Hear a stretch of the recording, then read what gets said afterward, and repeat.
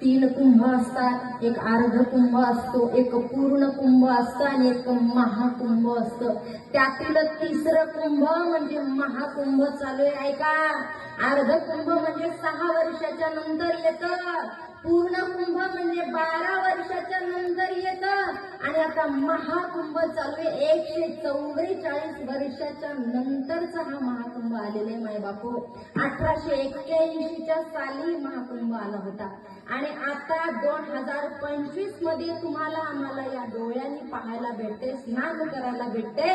ते महाकुंभ आज चालू आहे. ऐका माय बापू हो, 3 पिढ्याच्या नंतर महाकुंभाचं दर्शन होतं. आहो भाग्य, नशीबवान आपण आता या वर्षामध्ये आपण जन्माला आलो आणि ह्या ठिकाणी आज आपल्याला महाकुंभ आपल्या 2 डोळ्यांनी पाहायला भेटते आणि त्यामध्ये स्नान सुद्धा करायला भेटते.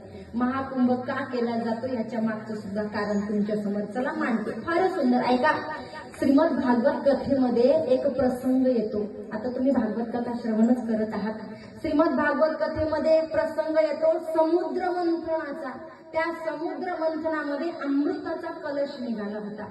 अमृताचा कलश निघालेला आहे, सर्व देवांना दिलेले, परंतु त्यातले 4 थेंब मृत्यू लोकावरती पडले होते.